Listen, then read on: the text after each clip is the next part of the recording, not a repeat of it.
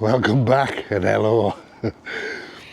So the Heddon 100, Vango Heddon 100 tent, I made a couple of little boo-boos with it, but all will be explained shortly. So it's been out overnight, we have had rain. I'll just show you on the tent. Hopefully it's picking up that. So what I'm going to do, we'll have a look inside. Spoiler alert, I've already been in and it's dry. I'm just going to give it a wipe off to get the thick off with this cloth. These, you just buy them from B&M, they're like a sponge cloth, but they're dead handy just for giving your tent a wipe down. Right, I won't bore you with me going round and wiping that down, I'll bring you back in a second. I've already just done the front panel and you can see how much water these sponges will actually absorb and get off the thing. Yeah, the sun's coming out later apparently, so there's a couple of little changes I'm going to do. Well, I'll show you a few things that I made a mistake on yesterday and things I omitted to show you. Right. I'll get this finished off and I'll come back. So that's it all sponged off. I'll just leave it out to dry. So what did I do wrong? Well, a couple of things. One, I didn't show you that this door,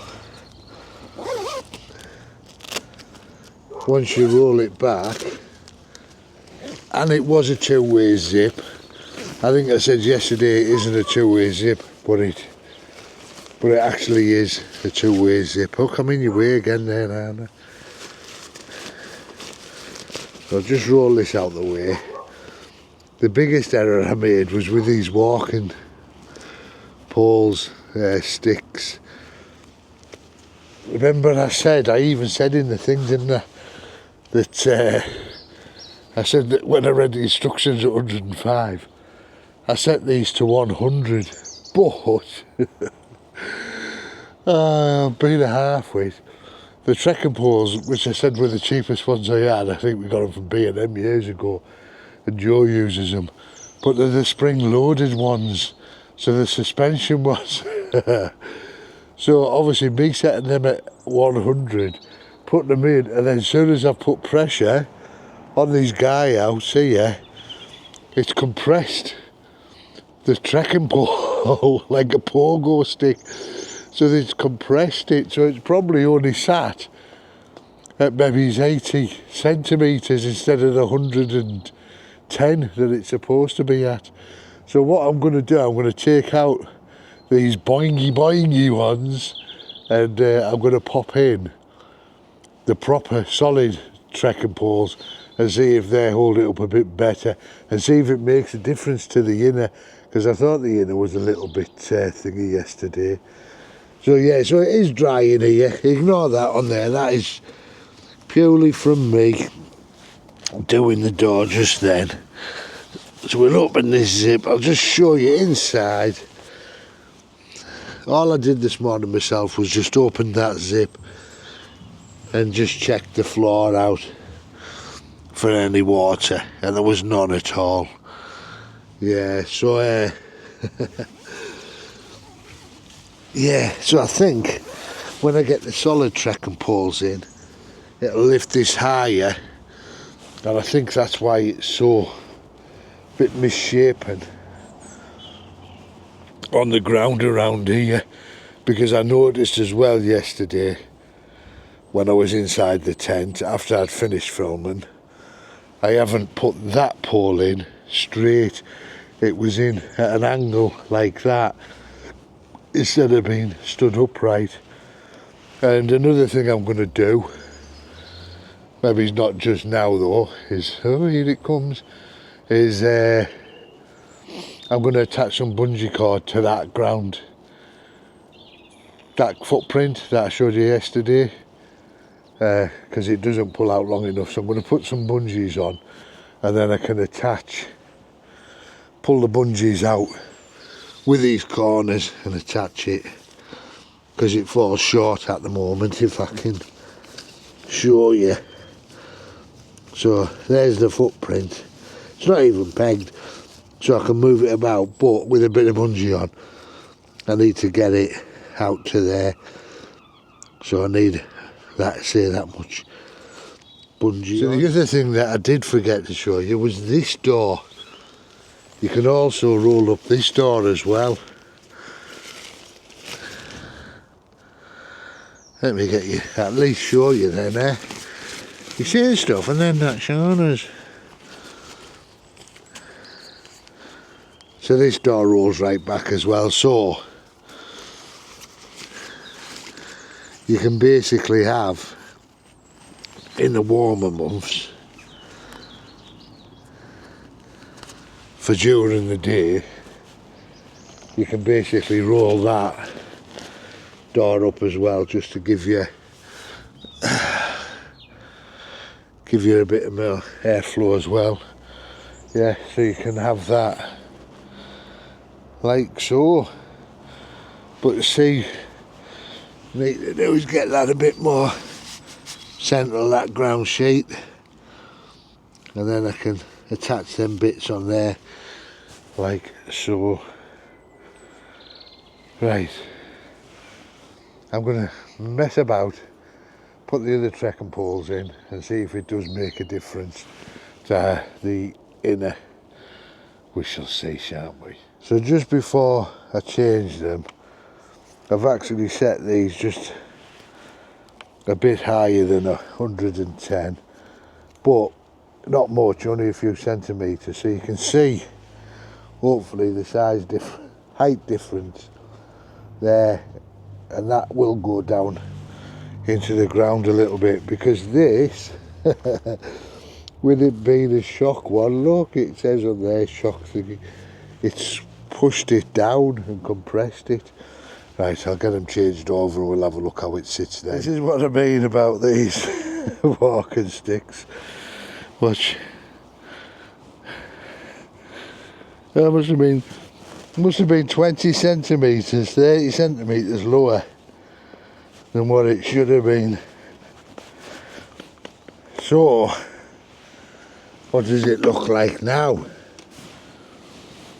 It looks a million times better. There we go, so that inner is now a lot tighter. The overall shape is a lot better now.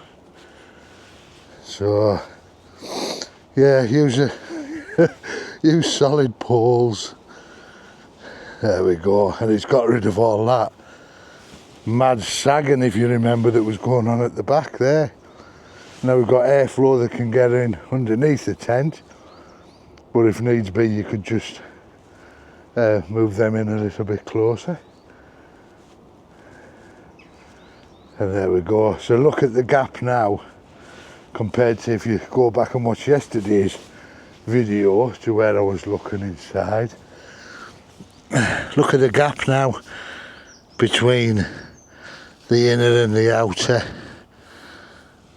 That's much better all the way around. So as it stopped, the sag that was going on inside. One thing I have noticed is this actual zip here is not a two-way zip, but I can do that all the way around now. Oh yeah.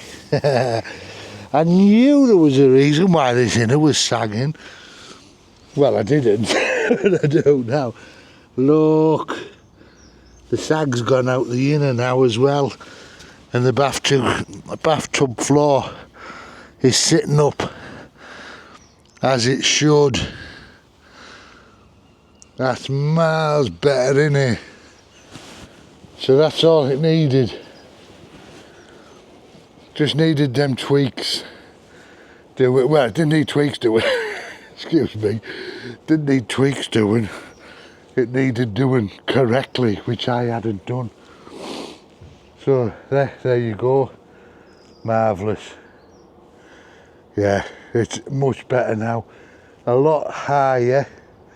I'll shut the doors to make sure when it closes alright, and we'll come back, because I didn't show you how big the vestibules were either yesterday, so I'll close one side up and we'll have a look. Right, so there's the vestibule. Enough room for your boots and a pack in there.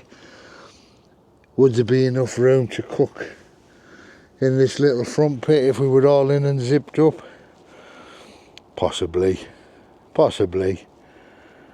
But yeah, there we go. Yeah, what a difference. What a difference setting the poles at the right height. And again, if you are in winter conditions and you've got snow, you could lower them poles, drop them down, and have it so the actual tent is touching the ground itself. But yeah, look at that. Look at the gap between the fly and the inner now. Gigantic, enormous. Right. Yeah, that's miles better now. Starting to get you so you can see. I don't know if you can see me with this there. But I've got miles more headroom now, so that's much better. Got even more if I take my hat off. Yeah, and the vestibule's alright as well. You know what, somebody the other day said I had a bald patch of crown on my head. Thinking, I'm sure I haven't. My hair's never been thicker than hell for you. I don't know where they're getting that idea from. Right. And it's not the reason I wear hats and that, by the way. It's just when you're bald you have to. Otherwise, your head is either freezing cold or it's getting burnt to a crisp in the sun. Yeah, so there we go. Marvellous, eh? Right, guys, also I want to just a quick apology. If some of these videos seem a little bit rushed, it's because they are. I've just got so much going on at the moment with my dad, and he's just going downhill rapidly. I'm having to go to his all the time and check he's okay and do certain things for him and everything. I won't go into too much detail, but you can guess. He's constantly having accidents of the falling down kind and of the other kind. So I've got limited time really, and I'm phoning things. It's very tiring. If you've ever been through it, I feel for you. You know, if you've done it with your own elderly parents and that, honestly, you'll know how difficult it can be. So yeah. So now this tent's up properly. Yeah, I'm over the moon, because I was a little bit worried about this inner sagging yesterday. You know, I was thinking, oh, let's get in, I'll just show you. So this yesterday was in my face, wasn't it? I was laid down and it was all hanging. But now, as you can see, it isn't. And there is another little hook up there, so you could string a little line across there. I don't know why Vango do that. They do it on quite a few tents where the actual clip, the actual clip for your lights or anything like that is absolutely tiny. I think you see you can put well, you have to put a little carabiner through, but you could run a washing line through that. Yeah, happy days. Right, I hope this has given you a little bit more insight into this amazing little tent, which now it's set at the right height. It's not so little, but it still is little. But yeah, so that's it for this one, guys. It's just an update. So the tent remained dry and it got set up properly. Right, guys, until the next one, whatever it is, whatever we're doing, I'm like buses me, I know, with these videos. Jazz hands, but there. Catch you in the next one. Don't forget, like, subscribe, all that jazz. Love you millions and loads. Bye for now. Mwah.